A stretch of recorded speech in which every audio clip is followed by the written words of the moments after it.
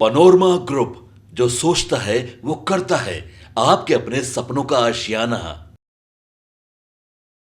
नमस्कार, भारत लाइव देख रहे हैं आप। चिराग पासवान के सांसद किसी भी वक्त भारतीय जनता पार्टी के साथ जा सकते हैं। जी हाँ, बड़ी खबर इस वक्त की हम आपको बता रहे हैं। दरअसल बिहार की राजनीति में चिराग पासवान को लेकर के जो माहौल बना हुआ है कि उनके सांसदों पर बीजेपी निगाहें डाले हुई है, तो ये खबर झूठी नहीं है।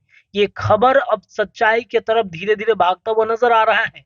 ऐसा इसलिए क्योंकि आप सबको पता है कि चिराग पासवान लगातार भारतीय जनता पार्टी और केंद्र सरकार के अगेंस्ट में तरह तरह के बयान दे रहे हैं। लेटरल एंट्री का मामला हो या फिर कोटा विद इन कोटा का मामला हो, या फिर जो राहुल गांधी ने प्रश्न खड़े किए, जातिगत जनगणना की, उस पर भी चिराग पासवान के सुर में सुर मिलते हुए नजर आए हैं। और भारतीय जनता पार्टी ने इसे अब वेकअप कॉल मानते हुए अब तैयारी शुरू कर दिया है कि चिराग अगर अलग होते भी हैं या फिर भाजपा से चिराग की क्या छुट्टी कर दी जाए तो बाकी सांसदों का क्या होगा।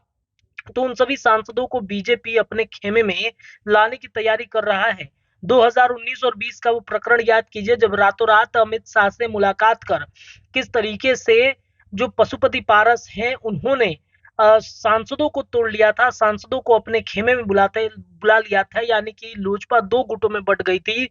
वही परिस्थितियां एक बार फिर से बिहार की राजनीति में उत्पन्न हो गई है। आपके स्क्रीन पे तस्वीर चल रहा होगा, ये तस्वीर देखिए पशुपति पारस की है, जब अमित शाह से वो मुलाकात करते हुए नजर आए हैं। प्रिंस पासवान उनके भतीजे भी नजर आए हैं मुलाकात करते हुए। इन तस्वीरों के मायने कुछ और हैं। दरअसल जब से चिराग पासवान ने ये कहा है कि पारस एनडीए का हिस्सा ही नहीं है, तब से भाजपा पारस को खूब प्यार दुलार कर रही है। आपने देखा दिलीप जायसवाल की मुलाकातें किस तरीके से बिहार के राजनीति के लिए नया जो ट्रेंड है वो शुरू कर देता है। वहीं जब पारस से मुलाकात शाह की होती है, तब इस बात की तरफ इशारा हो रहा है कि एक बार फिर 2019 और 20 वाला खेला करने के लिए बीजेपी तैयार हो गया है। यानी कि पारस अब चिराग के उन सांसदों पर निगाहें टिका दिए हैं। दरअसल वीणा देवी तो पारस गुट में ही थी। जब पारस को टिकट नहीं मिल रहा था, अपने राजनीतिक करियर को बचाने के लिए वीणा देवी चिराग के पास आ गई। चिराग टिकट देना भी नहीं चाहते थे, लेकिन भाजपा ने पैरवी किया और चिराग पासवान को वीणा देवी को टिकट देना पड़ा। शांभवी चौधरी इस वक्त अशोक चौधरी की बेटी हैं और ये कहीं ना कहीं बिहार की राजनीति में अब चर्चाएं तेज हो गई कि शांभवी को भी तोड़ा जा सकता है। राजेश वर्मा तो भारतीय जनता पार्टी के ही वो सहयोगी रहे हैं पूर्व काल में। अब ऐसे में चिराग के जीजा और चिराग ही बच जाएंगे, यानी कि 5 में से 3 सांसद फरार और 2 बच जाएंगे। अब ये कहीं ना कहीं चर्चाएं तेज हो गई हैं कि शाह से मुलाकात कर पारस ने चिराग की शिकायत कर दी है। और इतना तय मानिए कि बिहार की राजनीति में एक बड़ा भूचाल आने के संकेत दिख रहे हैं।